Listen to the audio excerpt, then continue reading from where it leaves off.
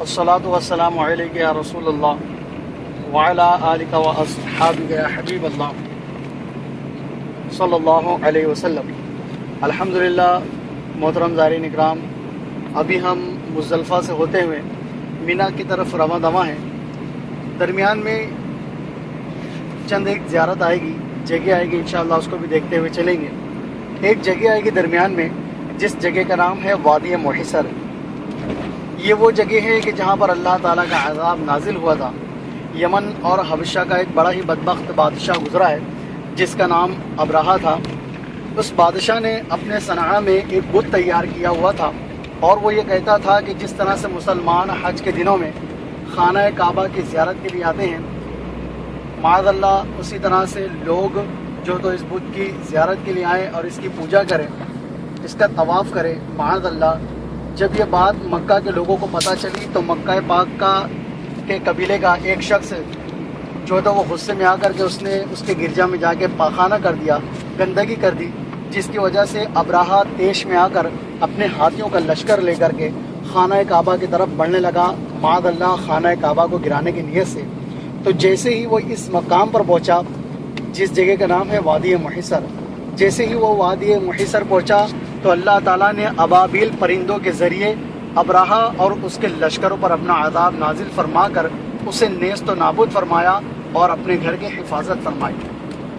ابابیل یہ چھوٹے چھوٹے پرندے ہوتے ہیں، اور ہر پرندوں کے پاس 3 کنکریاں ہوا کرتی تھی، اور اس کنکری سے جو شخص ہلاک ہوتا تھا اس کنکری پر اس کا نام لکھا ہوا ہوتا تھا، اور وہ پرندے اس کنکری کو جس شخص پر چھوڑتے تھے اس کا اثر یہ ہوتا تھا کہ وہ کنکری اس شخص کو چیرتے ہوئے، ہاتھی کو چیرتے ہوئے سیدھا زمین میں جا کے دھس جایا کرتی تھی۔ اس طرح سے اللہ تعالیٰ نے ابرہہ اور اس کے لشکروں کو نیست و نابود فرما کر اپنے گھر کی حفاظت فرمائی۔ یہ جو جگہ ہے وادی محصر، یہ مزدلفہ اور مینا کے درمیان کی جگہ ہے۔ یہاں سے حاجیوں کو جلدی سے گزرنے کا حکم ہوتا ہے۔ قرآن پاک کی 30ویں پاری کی جو سورہ ہے علم تراجی سے سورہ فیل کہا جاتا ہے۔ اس سورہ کے اندر آپ اس کے واقعے کی تفسیر پڑھ سکتے ہیں انشاءاللہ۔ محترم زائرین اکرام، ابھی یہ جگہ آگے آئے گی، آپ اپنے رائٹ سائڈ میں نظر رکھیے گا، سیدھے ہاتھ کی طرف آپ کو یہ جگہ نظر آئے گی جسے وادی محصر کہا جاتا ہے۔ یہاں پر اس جگہ پر آپ کو کوئی خیمہ نظر نہیں آئے گا، کوئی مکان نظر نہیں آئے گا۔ یہ جگہ یہاں سے اسٹارٹ ہوتی ہے، سیدھے ہاتھ کی طرف آپ رائٹ سائڈ میں دیکھیں گے، یہ ساری کی ساری جگہ وادی محصر ہے۔ اسی جگہ پر اللہ تعالیٰ کا عذاب نازل ہوا تھا۔ حج کے دنوں میں یہاں سے حاجیوں کو جلدی سے گزرنے کا حکم ہوتا ہے۔ ادھر آگے نا اندر، اور یہ لیفٹ سائڈ میں دیکھیں مینا اسٹارٹ کا بورڈ۔ الحمدللہ اب ہم مینا کے اندر داخل ہو چکے ہیں۔ اسی طرح سے حضرت ابراہیم علیہ السلام نے 2 یا 3 مرتبہ خواب میں دیکھا کہ انہیں اللہ تعالیٰ کی طرف سے حکم ہو رہا ہے کہ وہ اپنے بیٹے اسماعیل علیہ السلام کی قربانی پیش کریں۔ اس کے بعد آپ نے اپنے زوجہ اور اپنے بیٹے سے مشورہ کیا تو آپ کے بیٹے نے کہا کہ آپ اللہ تعالیٰ کے حکم کی تعمیل کریں، آپ اپنے بیٹے کو صبر کرنے والا پائیں گے۔ اس کے بعد حضرت ابراہیم علیہ السلام نے اپنے بیٹے اسماعیل علیہ السلام کی آنکھوں پر پٹی باندھ کر کے ذبح کرنے کے لیے جس جگہ پہ لائے تھے محترم زائرین اکرام، وہ جگہ اس طرف ہے۔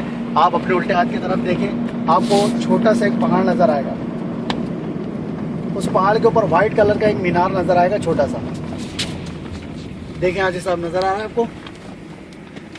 یہ جو آپ دیکھ رہے ہیں اسی جگہ پر حضرت ابراہیم علیہ السلام نے اپنے بیٹے اسماعیل علیہ السلام کی آنکھوں پر پٹی باندھ کر کے ذبح کرنے لائے تھے، اور جیسے ہی آپ ذبح کرنے لگے تو اللہ تعالیٰ نے جنت سے ایک دمبا نما جانور اتارا۔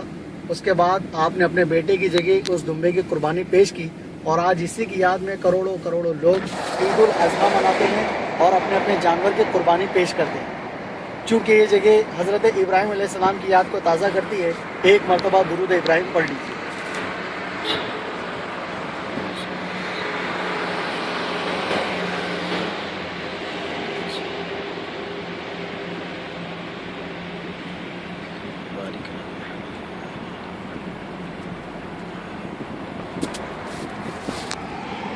الحمدللہ اس وقت ہم مینا کے اندر ہیں، اور جس طرح سے پیارے آقا صلی اللہ علیہ وسلم نے عرفات میں حج کا ایک عظیم الشان خطبہ دیا تھا، مینا کے اندر بھی پیارے آقا صلی اللہ علیہ وسلم نے یہ خطبہ دیا ہے۔